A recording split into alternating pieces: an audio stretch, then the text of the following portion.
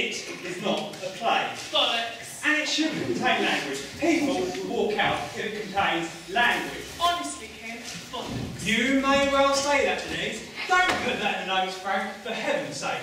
Some festivals won't even take a play that contains language, you know. The play has got people in it, right? Not always. You could have mysterious figures like hope or destiny. Oh, bollocks, I hate plays with mysterious figures in them. Oh, really? Then may I remind you, Barney 96, Stratford 94, and 95, all won by plays with mysterious figures in them. So what? You need real people doing real things like they do out there on a real street. But I'm not putting my name to anything that contains filthy language. But there isn't any filthy language in my play, Ken. Oh, has it not, Jan? What about page 9? What the bloody hell is going on here, then? That's not filthy. George Bernard Shaw, you bloody. He was Irish, Jan. You're not Irish, are you, Jan? I don't know. What do you mean you don't know? I've told you before, Denise. I don't know where I was from or... Oh, now look what you've done, Denise. Me? You said she wasn't Irish. It's all right.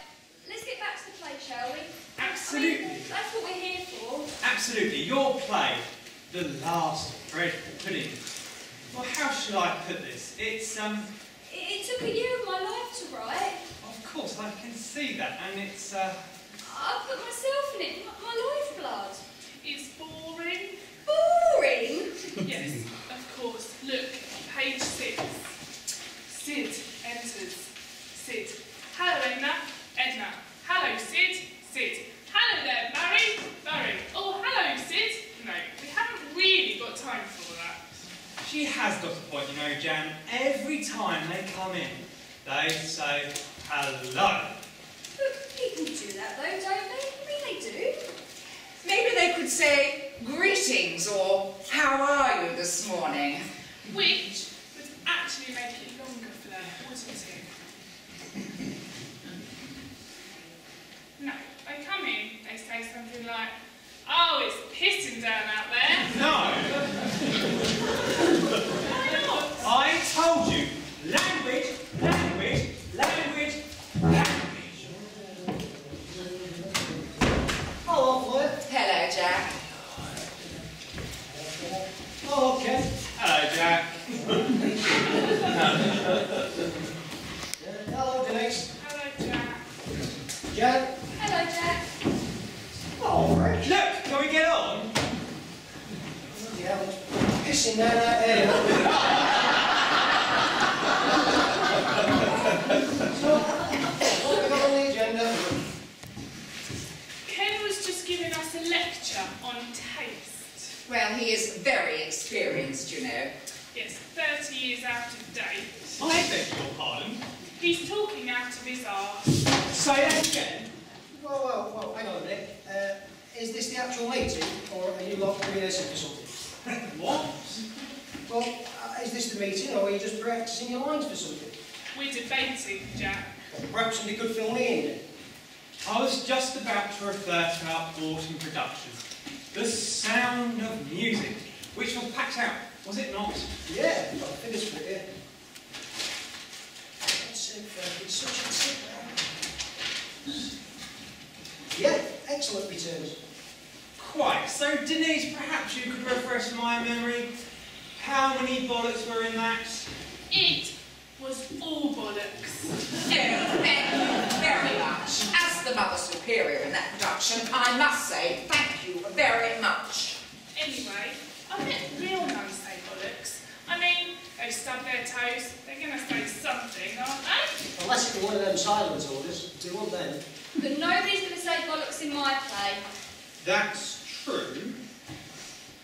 So, what exactly is wrong with it? Nothing, Jan. Nothing that a bit of tinkering won't put right. Tinkering? Yes, I think we just agreed that a proper play has a beginning, a middle, and an end. Not always. Of course it does. Otherwise, you might as well start in the middle of a sentence or something, which would be ridiculous. Except If you started in the middle, that in itself would be the beginning then, wouldn't it? No, Jack, no. That would be the middle. People will be looking at their programmes to see if they miss something. But that could be a good thing. That's what I mean. Could give us our alienation. We don't want to alienate them, for God's sake. We want them to buy a drink and a raffle ticket at the interval and go home, humming the tunes. Well, in that case, why don't we just forget the play, have the raffle instead? But my play has a proper beginning. Hello, Sid. Hello, Edna. No, the main trouble is, Jan, it's crap. There's no need to be rude about it. Cobblers, we've got to sort something out, or the whole audience is going to be screaming, crap! What, Miss Titterton and her sister? You know what I mean. What I do know is I spent 4 of my weekends painting beautiful, majestic mountains on that backdrop. And I had 4 blokes, all complete strangers, and I had, come up to me and told me how good it was. Yes, yes, we know, Jack. And if Kate hadn't put the chorus on that stupid platform, a lot more people would have seen a lot more of it. I had a mountain goat back here, it never got seen at all. Which was just as well, Jack, to be honest. Why? Well, maybe they'd have noticed the bloody thing never moved. Well, they don't move very much, do they? Yours? 3 solid hours. Look, can we forget about the sound of music for a moment? We're here to talk about the last bread pudding and what to do with it. Well, what do you suggest we do with it? I think you should stick it. No! No. Why don't you talk us through it, Jan? And we'll chip in where the need arises. Alright. Well, it's about a lady who bakes cakes for the local cricket club. But as it happens, she's very good at cricket. But she doesn't play, though, because she's a woman. Now, that I did like. She's a woman, so the barriers go up. But it was so sodding tame, Jan. A plane is an issue, yes. But what you've got here is an issue nobody talks about. People don't though, do they? Their true feelings are submerged. No, they're not. Listen, I've written a speech that brings the issue into focus. Lord. Oh, no, we must all have our say, I suppose. Go on, how does it go, Janice? Okay, I'm Edna, right? This is the bit of the pavilion where Barry's just told her she makes the best bread pudding in the league. Sod the bread pudding, Barry. Oh, God, the very first word. Sod. Oh, give her a chance. I'm sorry, but I refuse to say the word sod. Who says that you're being it anyway? Here, let her speak. Thank you. Sod the bread pudding, Barry. Don't you see those bastards out there in their white trousers chasing a ball about and thinking they're God's gift? What about me, Barry? What about me? Oh no, they say, you make the bread pudding, that's your role. But when you really think about it, Barry, what are they actually doing out there? Surely their precious bats are just like their precious todgers. Really? Let me finish. They oil them and lavish care and attention to them. They also smack them down on the ground, Denise, so that don't really add up. I haven't finished. Well, I can tell you, Barry, the Masty ladies of the Hadley Cricket League have had a meeting. Sisters, shoulder to shoulder. And when those bastards get in for their teas, they're in for a big bloody surprise. I can tell you. So, what is this big surprise? They've poisoned the bread pudding. Put that in the notes, will you, Frank? Now, that's not a bad idea. Make it a murder mystery. It's not a mystery, Ken. We know she's done it. The point is, it gives it balls. Well, I feel the play is clearly about something, but it's rather tied to everyday life at the moment. Crap, everyday life is the only kind of everything. But it makes no play of the inherent symbolism. No, I mean, what is the bread pudding of the title? Well, that's what they're having for the teas, isn't it? Oh, but it's more than that, actually, Jack. It stands for Edna's life. Stodgy, thick, dark. Oh, I see what you mean. Get us down, Frank. No, what's needed is some device to bring out the symbolism in an experimental sort of way. Well, like this.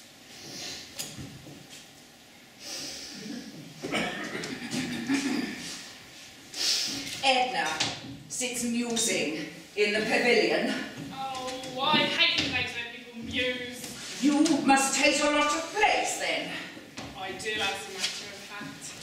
I hate places, cities, and the place where people use cigarette holders, place where people put on plays about plays, That's where I'm inclined to agree with you there, Denise. and place where they suddenly burst into song. Well, that cuts out all musicals. So what? I mean, people don't just do that. They don't just burst into song. They do sometimes. They never do that. Oh, yes, they do. They never do that. They do so too. They don't. I say they do. They never do that. I'm telling you.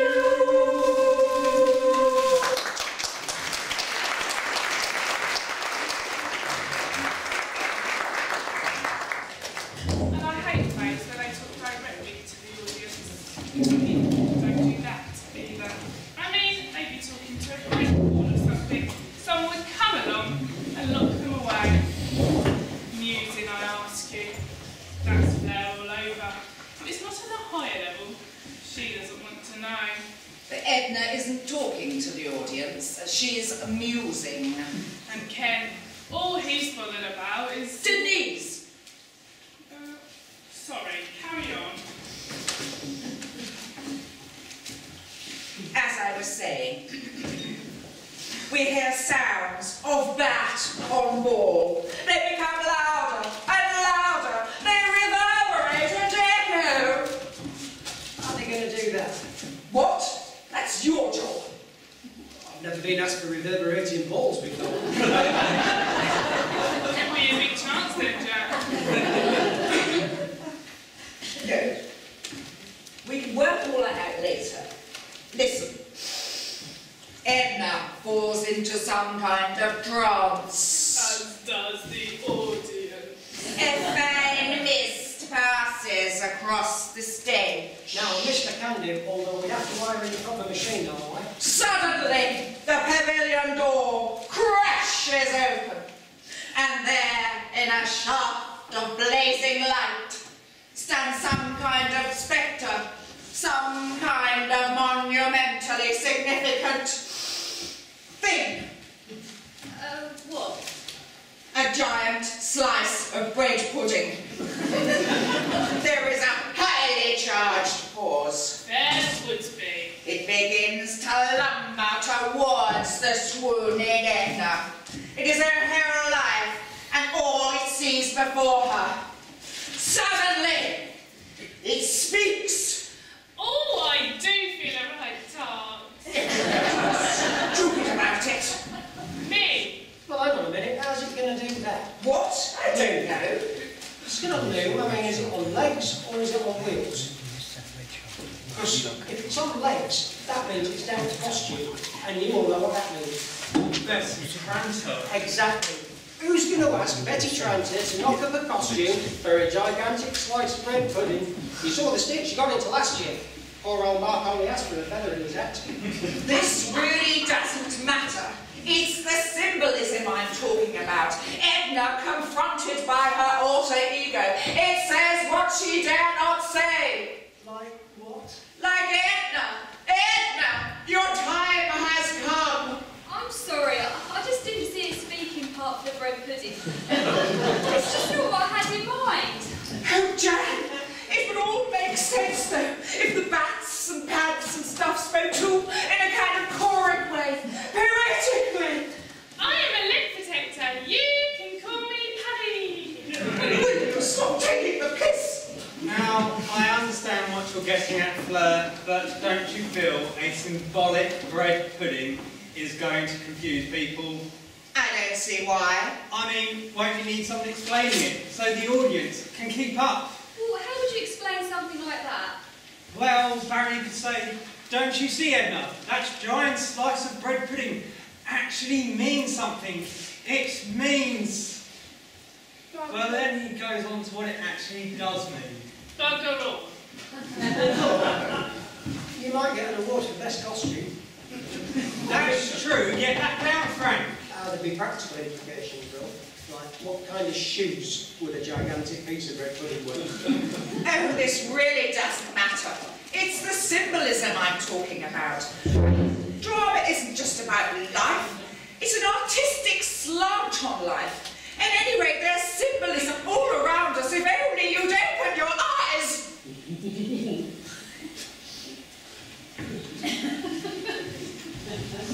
Good grief, indeed. Do you want something? I come. I formed as I entered. Only this is a drama committee meeting. I was nothing before in the mists of banality. Ah, you want the prayer meeting. He wants the prayer meeting. Prayer meeting's over there, in the church. A duck! But of course, of course! This gives me meaning now. Meaning what? Meaning, Jack, don't you see? It's not just life that's gone. It is flight. It is freedom. It is the wide air. And the everlasting distance of it all. I yearn. Would 50p for a cup of tea help? It'll do for a start, I suppose. Now, if you don't mind... Oh, and don't forget your lunch. I really don't think you should have done that. I didn't have anything smaller. No, I mean showing the door like that. You didn't even listen to him. I'd have a feeling we'd be here all night if I did. But don't you see, Ken? That was our mysterious stranger with a message for us all. Maybe we are all actors on some stage, at the whims of some unseen author. No. I'm not enacting anything. I'm strictly backstage, I am. Finding the stranger at the mystery of the play. But there is no mystery. Apart from that gigantic slice of talking bread pudding. Now that was quite mysterious. That was Flair's version. In mine, it just sits on the plate. Music. I feel we're all getting a bit fanciful here. We need to get back to the bare bones. We've got to ask ourselves, what is it that all good festival plays always have? Characters. Yes, Jack. Set. Yes, Jack, I know. Lighting. Yes, Jack. Thank you. But you've got to have a good set, which is probably a good topic. I should mention this.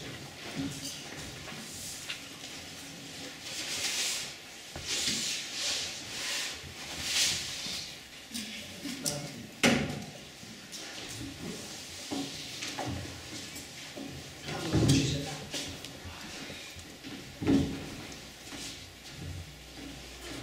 What is it exactly? To be honest, I'm not sure. It's something I saw you knocked up in her art class. But what's it got to do with the last bread pudding? Well, I thought you could just stand in the pavilion. Doing what? Not doing anything, Ken, just standing there. You know, like a bit of an impression, sort the place up a bit. Good.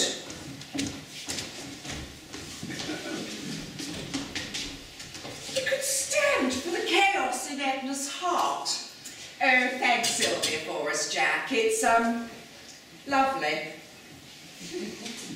We'll have to put a line in somewhere to explain what it's doing there.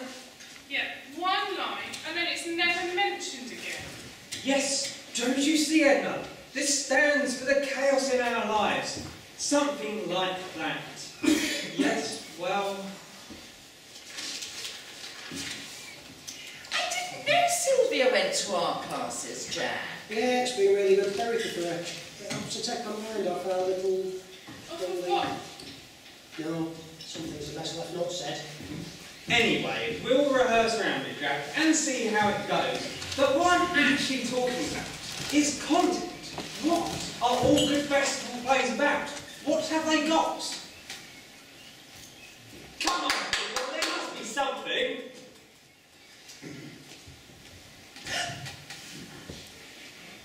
Frank? Frank! I'll tell you what I haven't got. Endless bloody silences. I mean, people slag each other off. Things happen. Things happen in silences. Yes. The audience thinks somebody's forgotten their lines. Not always. They do. The same goes for repetition. You go round and round and start losing your place.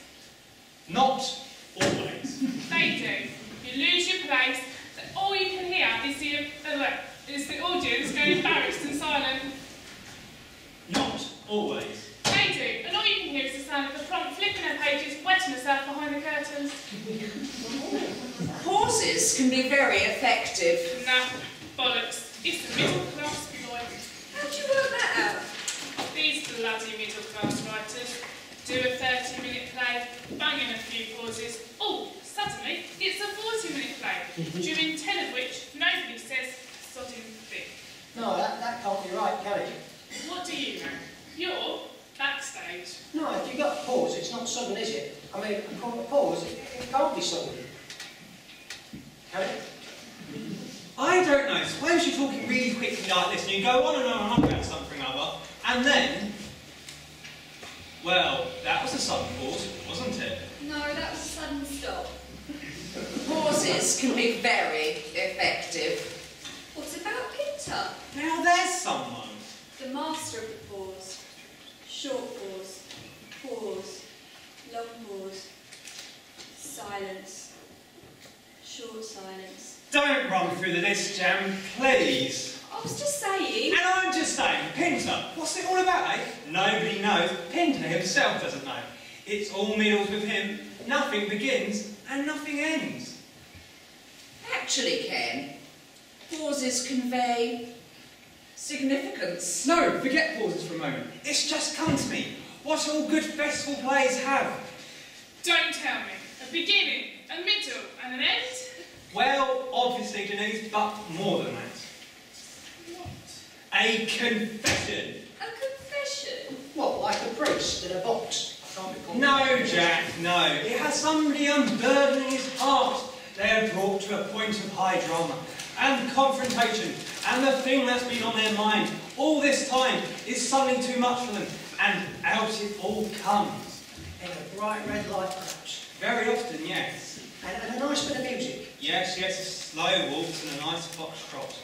A symbolic shadow falls across the stage. Everything goes still. You could hear a pin drop. The last bread pudding. The truth emerges at last. And then they broke down and sobbed. Throw up. No, conventional sobbing always goes down well. Do you think you could fit in the last bread pudding, Jan? Let me see. Em has to tell Barry something before he goes. She has poisoned the bread pudding. No, something from her past. A skeleton from her closet. It doesn't happen like that. Look, sometimes. People have got things to do. You can't just sit around while the lights go out and mourn on about the past. People have got buses to catch. Buses.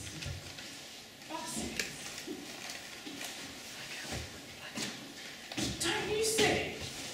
People have got buses to catch, Daddy. Why? Why did you stand in my way? You knew I always wanted to be a bus driver. There, me, 5 years old, my hair in bunches with pretty blue ribbons, playing with my toy bus. My little red bus. How it bowled along, and it stopped, and went ting, ting, and set off again. But you wouldn't allow it. You put your foot down. You put your foot down right on my little red bus. Good grief. Bunches. She had her hair in bunches. Good grief, was that true, Denise? What? The little red bus. Nobody knows about that, Jack. But we'd like to know, wouldn't we? Well, So, tell me, how did it work? What? It bowled along, it stopped, it went ding ding, and then carried on again. Please, Jack, I'd rather not. Well, how did it do that? Clockwork, weren't it? I mean, it must have been clockwork. It couldn't have been electronic, it's not that long, you know. Jack, forget it, will you? Just forget it. You wouldn't let kids do this.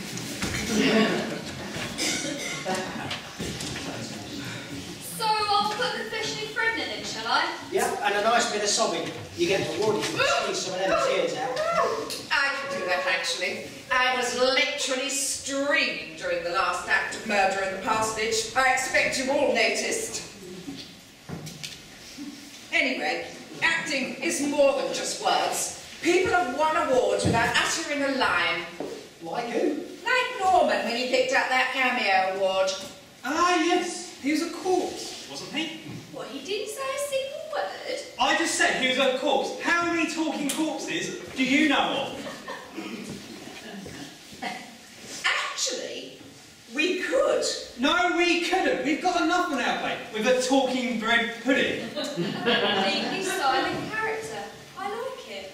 And to be pure about it, they mustn't utter a single thing. Not one word. But how would you cast it, though? I need a read-through. There must be somebody who can do it. Frank! Yes. Make a note. The utterly silent character. Good. Anything else? Well, obviously it has to end properly. But it does end properly. No, correction, Jan, it doesn't. It stops. A play can't just stop. A play has a beginning.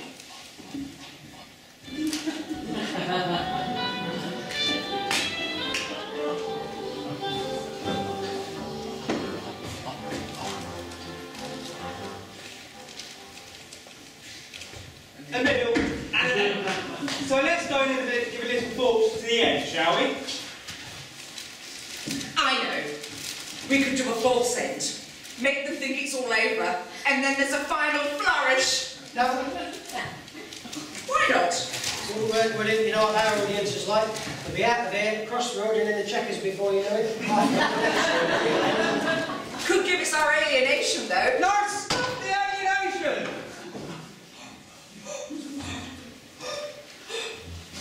The fascist Blaziken lies a Philistine of the most rabid kind. Were you aware of that? So, what is the proper ending? Lights go down.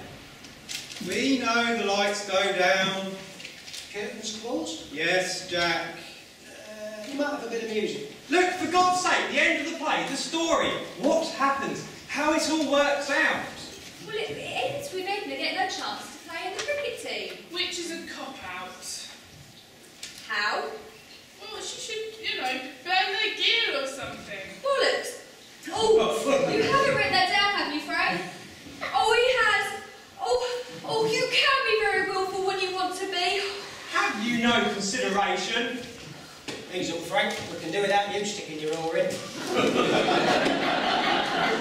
Now, where was I? Ah, yes, endings. There should be a twist scene. In all the best festival plays, there's a twist. Like what? Well, Sid the captain suddenly realises he's loved... What is the name of the girl that keeps the score? Debbie. Yes, Debbie. They've been in love all this time without knowing it. But she can't stand it. He spilled ink all over her scorecard. Even better, we think they hate each other. They have a big row and end up in a clinch. Then you get your lights. But first, maybe Barry turns out to be Edna's son. Why? What do you mean, why? Because it's the big emotional conclusion. It's the twist. But things don't happen like that. That we can make it happen. So Barry is Edna's son, her long-lost son. No, well, Denise is right. It wouldn't happen like that. It might. No, it wouldn't. See, I've never told you this before, but many years ago, me and Sylvia, well, we had a little girl. A right bonny little thing she was. She used to sit and tell us her stories. Like me. I was always doing that. She used to sit up in her bed at night babbling away to Sylvia and me. I never did that though. Never got a chance. Oh, why not, Jan? Wouldn't they listen? They weren't there to listen, Fleur. They abandoned me when I was younger. Anyway, to this day, I don't know how it happened, but one day we took her to the fair. She trotted off. And the last thing I saw of my little girl, she disappeared between the hoopla tent and the bearded lady's stall. Bearded lady? We searched for her, of course. God knows we searched, but it was no good. The Fair closed down, moved on. We never saw her again. Didn't you ask at the fair? Of course I did. I spoke to the bearded lady myself. Do you remember her? Of course I do. I see her every night in my dreams. The bearded lady.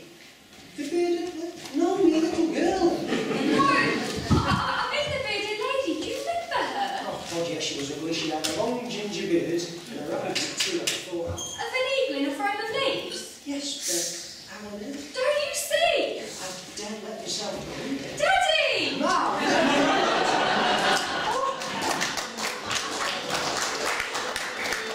Oh, there she is!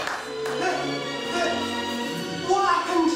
The bearded lady. She put me in a sack, and when the fair moved on, I went with them. But then I ran away to become a teacher, and then And now you're back just where you belong.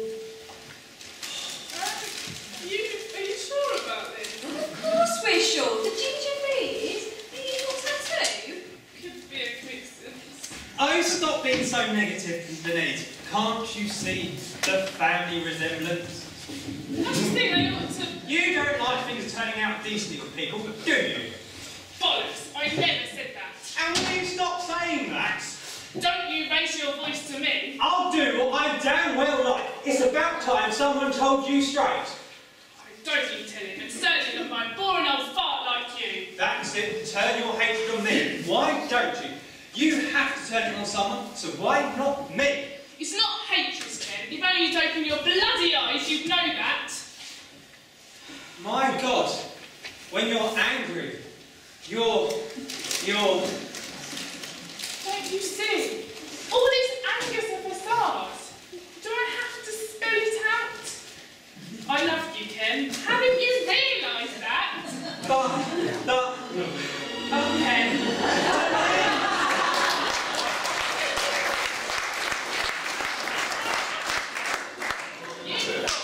You poor old-fashioned fool. Ever since I heard about the little red bus, I think I knew this is a new beginning, Denise. I want you to know that. A new beginning, of course, my darling, with no beginning and no end.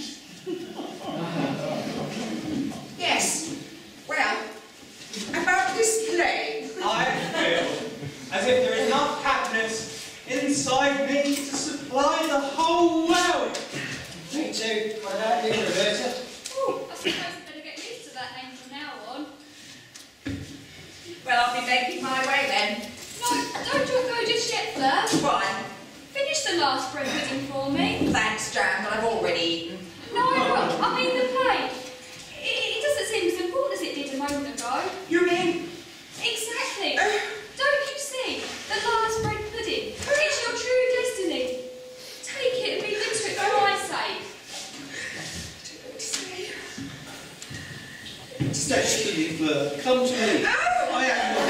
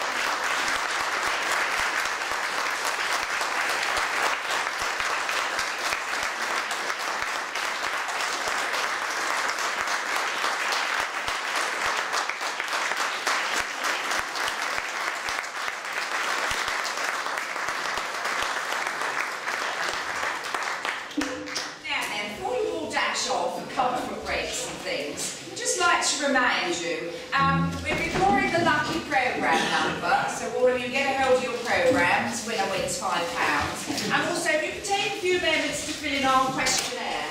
The reason we're doing it, we're terribly interested to know what you think of what we're doing in Doddington here, and we want to make a few improvements to the hall. So if you could fill in the forms, it does help us enormously with our grant applications. So pens to the ready, and away you go. Thanks ever so.